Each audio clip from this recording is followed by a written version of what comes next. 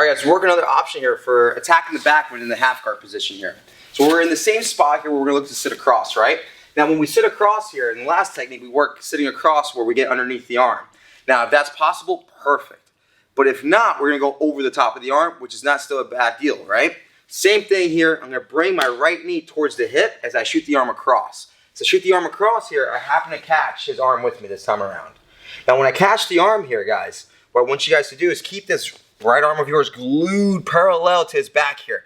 My whole goal is to bring my right hand onto his stomach here, so this way he can't bring his elbow down towards the mat. Try to bring your elbow towards the mat, Nick. He can't. It's locked in, right? So from here, this arm is trapped with just using one arm. Now my left hand is still free. I will still want you guys to expose your left knee. So if my left knee right now is not exposed, so I need to use my left hand to push his knee down as I walk my foot closer to his hips here so I can expose my knee. Once I expose my knee, I can look for the Kimura. From here, it's going to be very hard for Nick to hide his arm, right? Especially now that I've trapped his elbow in place. As long as he can't get his elbow to the mat, his arm is there for the taking. So I'm going to lock in the Kimura grip. 1 and 2. Now, once I lock it in here, you know, you don't have to try to drop the arm straight away to the mat. You can actually keep it here on the side. Even if they grab the shorts, it's actually a little bit better for this technique. From here, what I'm going to do, I'm going to push my hips up.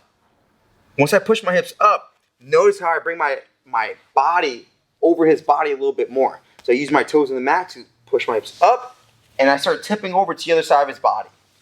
As soon as I do this here, guys, I'm going to commit to rolling over my right shoulder. Like I'm trying to roll down towards his legs here. So as I push up, I tip over to my right-hand side. Now from here, I use my right foot and shin to kick my left leg out. 1 and 2.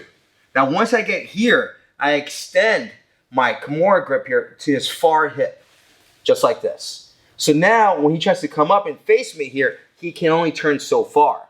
From here, I'm going to use this grip here to pull myself and pull my right knee underneath his hip here, underneath his right hip.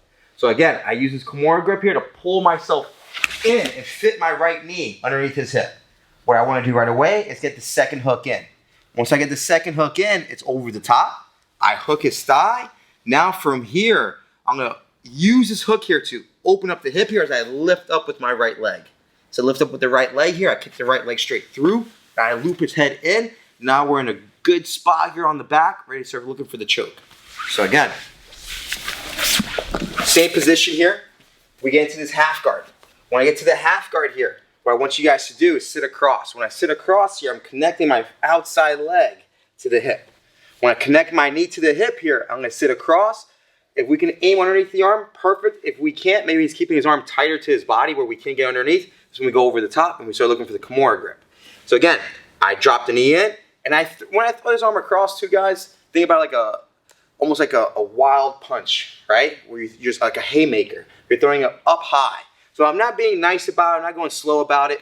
When I drop my knee in, I'm throwing a haymaker here. Oh. When I throw that haymaker here, like I said, your whole goal is to keep his elbow away from the mat. If I go up here, if he keeps his elbow on the mat, it's going to be hard to get that Kimura grip, right? So as soon as I shoot across here, I make sure I'm above his elbow, and I bring my right hand, palm down to his stomach. Nick, try to bring your elbow to the mat now. Now his arm cannot hide from me, right? His arm's stuck there.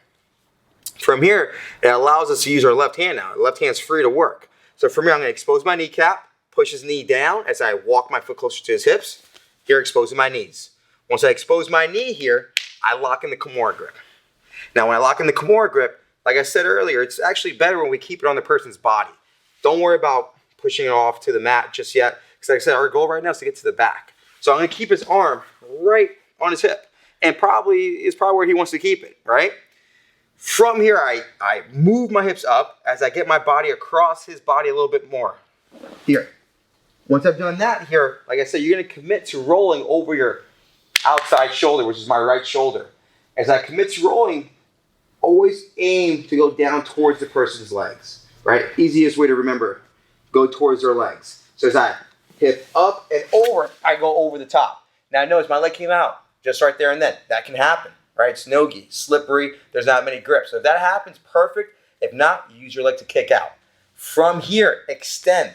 The most important thing here is to extend, right? I see a lot of people lose this position here when they don't extend this grip to the far hip. If I keep it on the near side hip, maybe he still turns in, grab my head, Nick, and then he can start coming on top, right? From here, extend this this grip of yours to the far hip. Now from here, try to turn, Nick. Much harder for Nick to turn. Try to grab my head. Much harder for him to grab my head. He's further away. So as he's turning in, turn in, I pull myself underneath here, getting my right knee underneath. Left leg over the top. Open up the hip here. Use your seesaw here to lift the hips up. Second hook in. Loop the head inside. Switch the grips off. Now we're looking for the choke.